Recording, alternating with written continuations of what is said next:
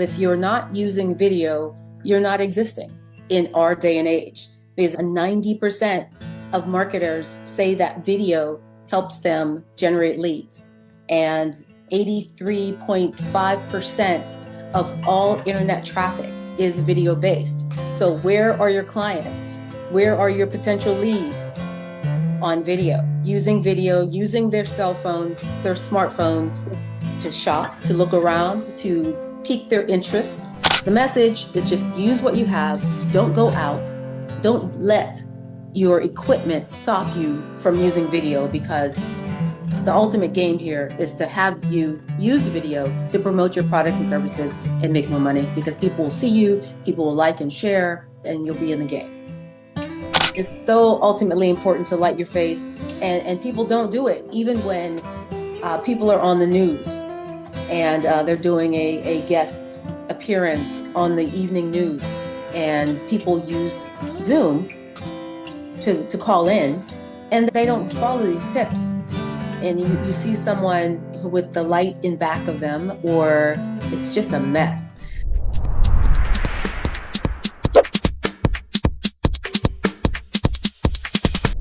Hello, everyone, and welcome to another episode of Chatting with the Expert TV show with me, your host, Paula Okonneh, where I bring to you amazing women, amazing professional and entrepreneurial women from Africa, from the Caribbean, and the African diaspora who have something to share with you. The mission of this show is to ensure that women globally are inspired or motivated or empowered by the women that are my guests. Our topic today is the 7 laws of video success. And this will be given to you by another amazing, I love that word, that adjective amazing, obviously, by another amazing woman whose name is Pamela Vines. So Pamela says every business must have a promotional video. To create your own, we should follow the 7 steps that she will be sharing with us today.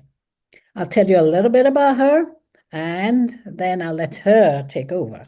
So Pamela Vines is a filmmaker and the owner of Vines Film and Media, a veteran-owned Maryland-based multimedia production company. Vines Film and Media creates video and editing solutions for small businesses so that they can increase their customer engagement and revenue.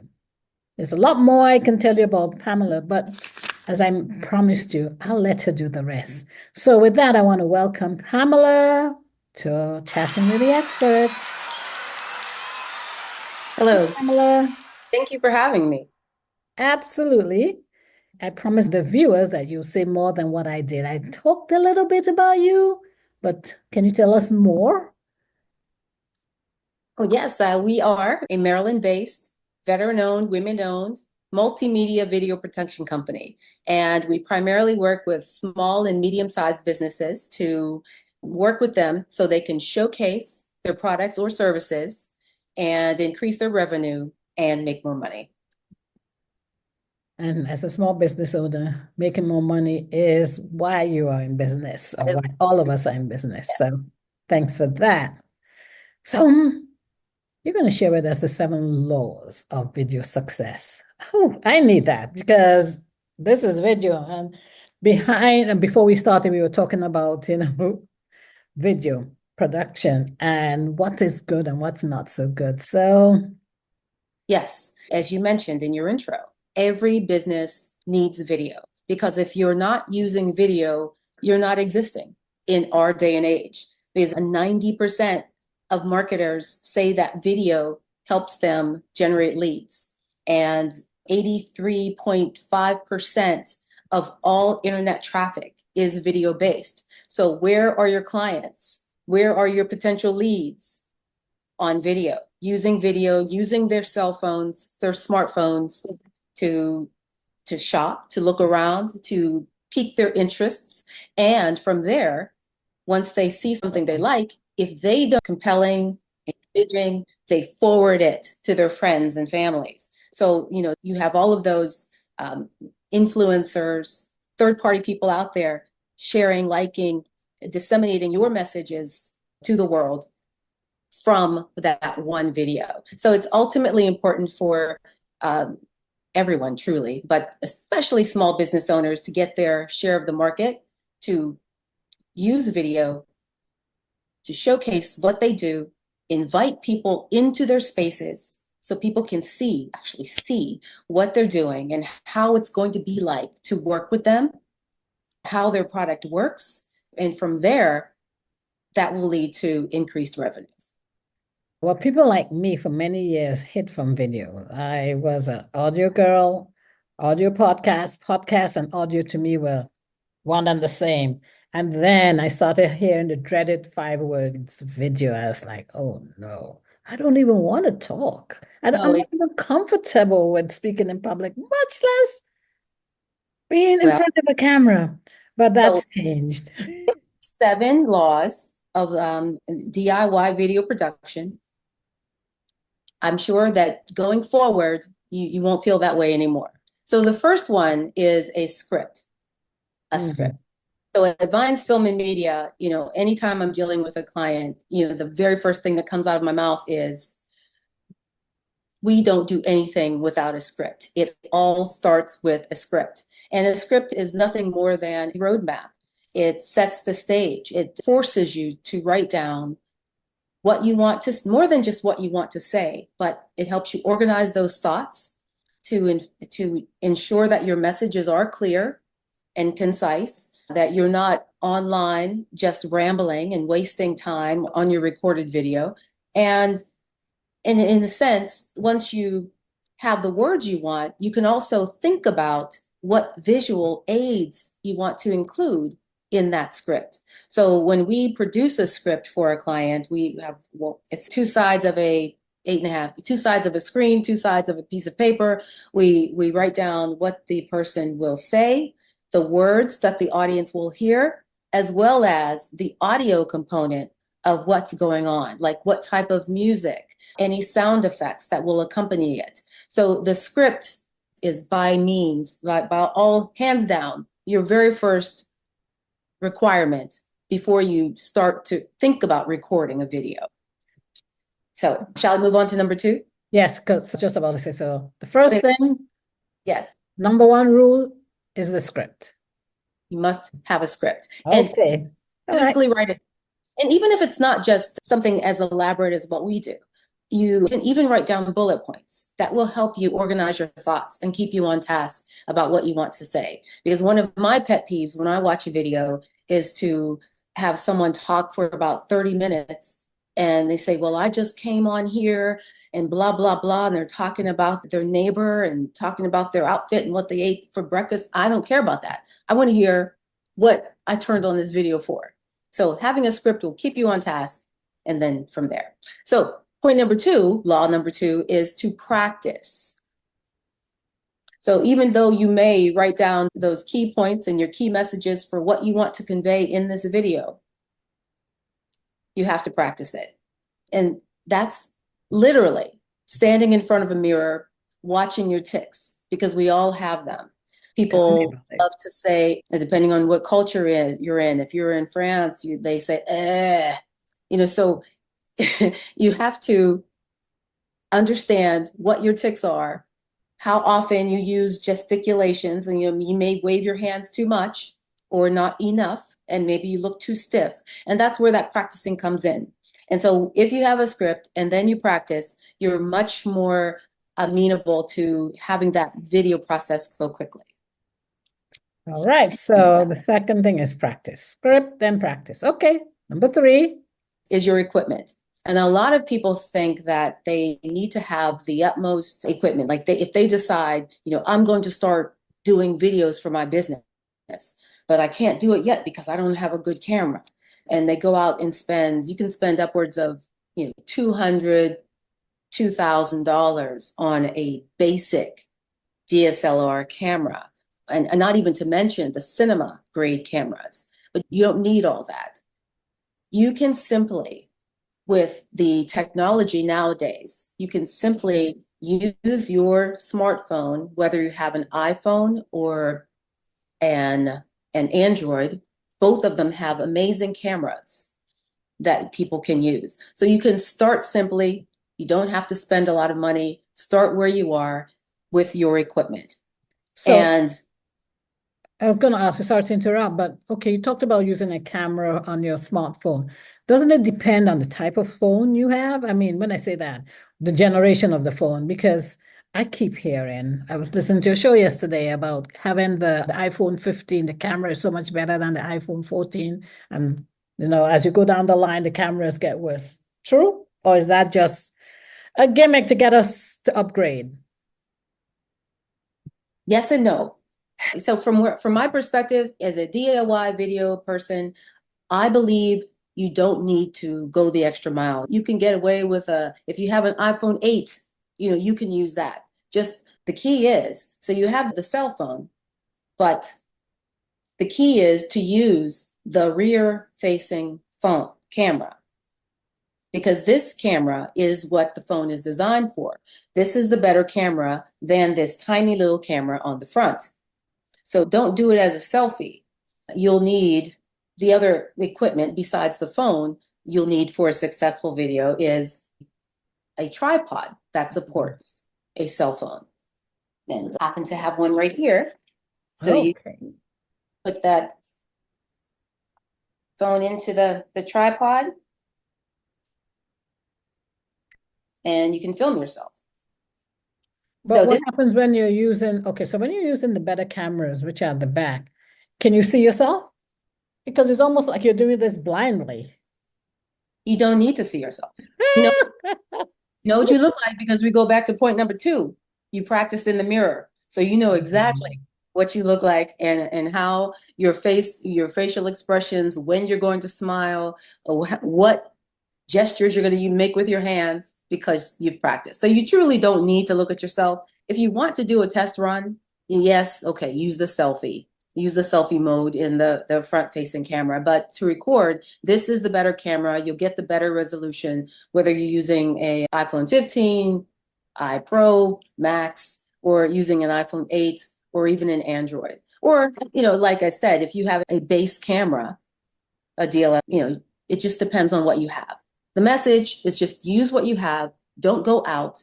Don't let your equipment stop you from using video, because the ultimate game here is to have you use video to promote your products and services and make more money, because people will see you, people will like and share, and you'll be in the game. So, All right. Okay. so number 3 is lights. And this is my pet peeve. You must light your face. And that's the key right there. Light your face. And that is standing with the window pane in front of you, not the window behind you. Because when people have the window behind themselves in film, you're putting yourself in a silhouette and you're darkening yourself out. No one can see you. And so then the question might be, well, I don't have professional lights, but you can use what you have. Even if you have a lamp, you can lift the lampshade so that it lights your face. And so I know that a lot of us out there, a lot of small business owners may have 9 to 5 jobs, and the only time they can film themselves is in the evening. And so that presents the lighting challenge, because you're at home, it's getting dark, the light, you can't stand in front of a window and have the natural light you. So, I get it, but natural light is the ultimate goal. But if you do not have it, you can use a lamp without spending money. But if you wanted to spend the bare minimum, you could buy one of those ring lights and light yourself, because they run anywhere from 20 to $40. And it's a good investment. So it won't be money,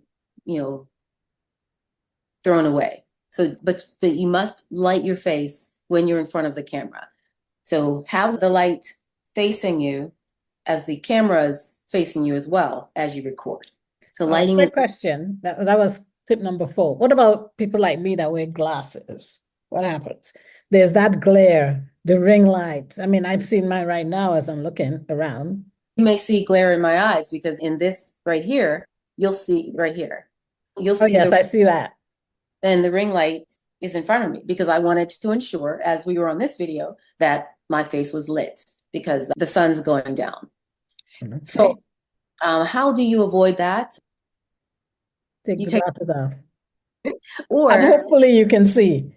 yeah, so hopefully you have memorized your script and you know what you're going to say because you did all that practicing. And so you won't need to read a teleprompter. And we didn't even talk about that. That's not one of the seven, that's gravy. So we're not going to go there.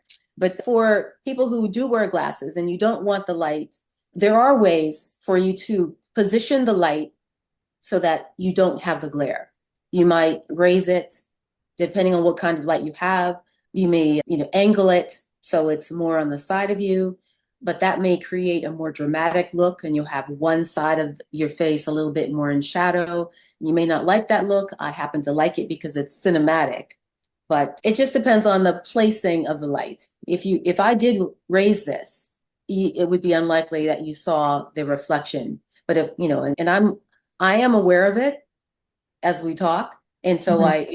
when I see the light coming, you'll see me shift. Ah, Even if I'm here, you don't see so much of the reflection. yeah, that's true. It's so ultimately important to light your face, and people don't do it. And I know these tips are simple, but even when people are on the news and they're doing a guest appearance on the evening news, and people use Zoom to call in, and they don't follow these tips. And you see someone with the light in back of them, or it's just a mess. So even though these may seem like simple tips, they're vitally important for you to showcase your business in the best possible light. So because you are representing your company, whatever video that you create. And if people are looking at it and it looks bad, it is a bad reflection on you, no pun intended, which leads me to point number 5, Yes, 5. audio. So people, interestingly, as much as I badmouth having a bad visual video and poor lighting, people will still watch your video. But if they can't hear it, you've lost them. So bad audio is an absolute no-no. And so, and that's one of the other reasons for using the rear facing camera on your phone, if you're using a phone, is to use this side because the audio will pick up better. And even beyond that, it's better to have an external microphone. And they do make external microphones. I'm just looking to see if I have one on my desk, and I do not, but they make external microphones for cell phones. Yes, that I And know. And when you're looking, you can go to any store, any audio store, technology store. If you want to, you can even just do Amazon. There's a great store, B&H. There are a lot of stores that cater to equipment, visual audio equipment. But Amazon's the easiest, if you're, interested in using Amazon. I'm not promoting it, but it is very simple to just go on and you see the prices, you see which one connects with your phone. You can check the ratings, and it is ultimately best to use a wireless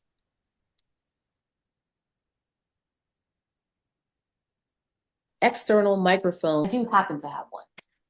I remembered. So no, that's not it.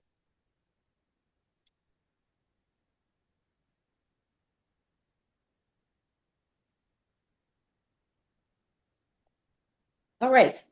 Okay, It so is. you talked about the wireless. It's interesting how technology changes because when I first started, we didn't encourage wireless microphones or wireless earpieces, etc., because it competed with the wireless connection, with the bandwidth. So now I guess they've worked on that, and so it's probably a better option than in the past. That's Yes. It's okay. You can still use a wired connection. And that's the one I have here. And I don't use it a lot because you have to deal with the wire. You have to hide the wire because otherwise it looks messy It and does. a bit unprofessional. But the wireless one, you can just clip onto your lapel and you can be upwards of, 30, 50 feet and still have good audio. And that is, so if, for instance, you owned a bakery and you wanted to take the audience on a tour of your brick and mortar, you could wear the wireless mic and you can still be far away from the camera as you're demonstrating and walking through. So the wired are best. They are a little bit more expensive. And where I say more expensive, maybe $5, $10 more expensive than the wired microphones for cell phones. And I'm gearing a lot towards cell phone because that's where people are. You don't necessarily have to have a DSLR camera. But if you do, then of course you'll use a wireless or wired microphone with your camera. It's always best to have the external mic because it makes the audio sound so much richer and gives the viewer a better experience. So true. While we're still talking about audio and external mics, where, I mean, can you recommend like one or two? I know you're not endorsing anything, but just for someone who wants to start wants to do a vlog or a video podcast, Well, and yeah. you talked about audio. So offhand, I don't know the names, but I had a client who discovered I do that the company does legacy videos. Mm. They wanted to film themselves because the father he's in his 90s and in the South. So they were going to visit the father and they wanted to film him instead of, having me, of course, fly there. And they knew he was very private. And so they wanted to film on their own. So what I did was put together a list of equipment that very inexpensive that they can take and film their loved one with their cell phone, with the external microphone and the tripod. And so I have that.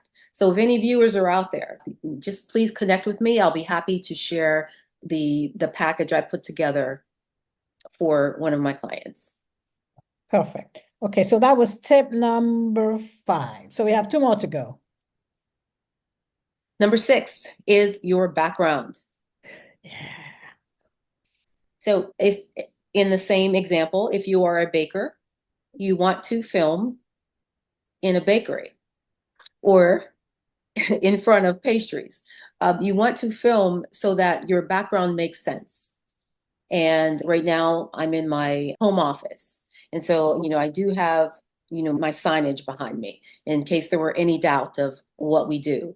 And I do have some cameras here. I have a camera here. I know we're not talking about props, but this is a Ooh. large cinema camera with a cinema lens. Oh, yes, that's the real thing. And, if I were doing a video for clients or for my business, I would position my equipment such that so you could see it. You can see what I do. Or even if I'm on a set, I'm always aware of the background when I'm filming to make it make sense. Because even if I don't mention it, even if I don't mention the old cameras there or my rigged out camera, subliminally, that we make film. So it's always important to consider your background. I know it can be hard, especially if you live in a smaller home and or you have shared space. Perhaps you have roommates. So in that case, I'd recommend even getting a portable green screen. Just about to ask you about that. Yes, a portable green screen and have a virtual background that's somewhat, And to key out, and that's the phrase, key, Key, to key out a background using a green screen is a fairly simple editing technique. But if anyone wanted to do it and needed help, you can always talk to a digital editor. I know at Vines Film and Media, we edit videos for a lot of clients who film themselves and just don't have the interest or time or bandwidth to handle editing their videos. So we do it as well. But having a green screen is one option to ensuring that you have the background that you want. But if you don't want that, they do have portable ones. And I do have a portable one I could show you if you wanted. Portable green screen, that is. Okay, that's actually green. You fold it and then you can use it and then, okay, let's see that. Let's see it, yes.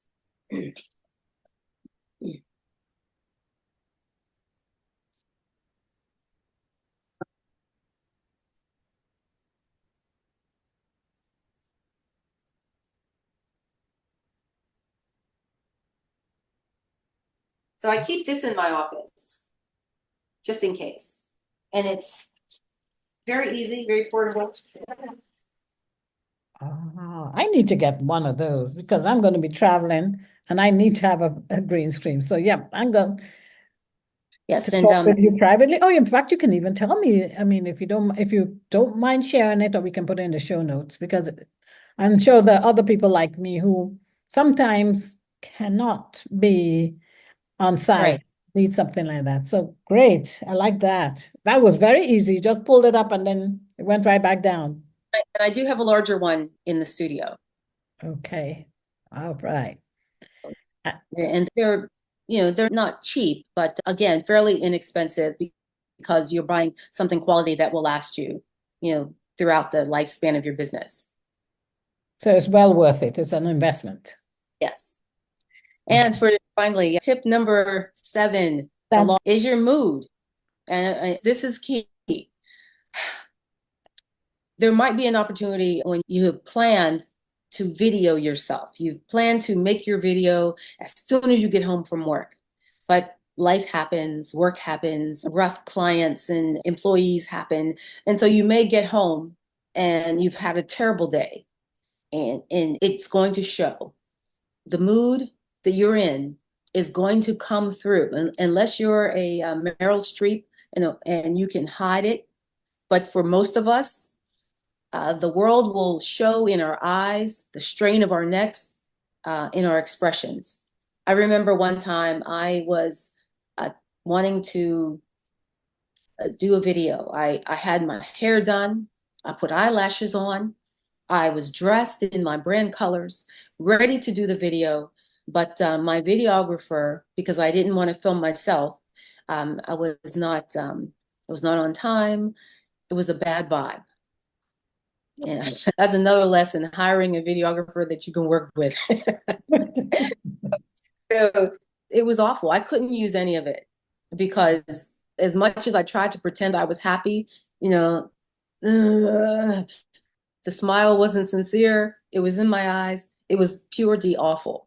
So it's important to be positive, love what you're doing, be in a space where you can let your passion shine through, and it will turn a mediocre video into a plus plus. wow. So those are the 7. Those are the 7. Make sure you always start with a script, practice that script, use the equipment that you have, start with where you are. The goal is to just start making video if you haven't, and if you have, make more video because you have the ability to do it. Don't let equipment stop you. Lights, audio, your background, and be in a good space, and you'll make great videos. And if you have any questions, always, we are available to help you talk through what you need to do, offer any advice or guidance. Or if you wanted Vines Film and Media to come and film, we can do that too, because our motto is where a vision meets value, Vines Film. And so we would love to work with you. Absolutely. And that, folks, was Pamela Vines of Vines Film. Thank you so much, Pamela, for coming on to Chatting with the Experts. And again, I say to my viewers and my listeners, because I do use the audio from this as a podcast, if you'd like to be a guest on my show, please reach out to me on chattingwiththeexperts.com. That's my website. You can connect with me on LinkedIn. I love LinkedIn. Just look for Paula Okonneh there. I'm also on Instagram. My handle there is @chat_experts_podcast. And I'm also on Facebook as Paula Okonneh. Pamela, is there anything that we left out about you? Can anyone, I mean, we know that you said they should contact you. Are you on Instagram?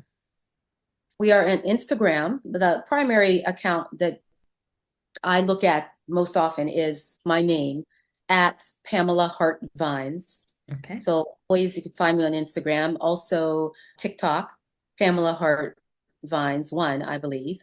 We are on YouTube and Pamela Hart Vines, or it may be under Vines Film.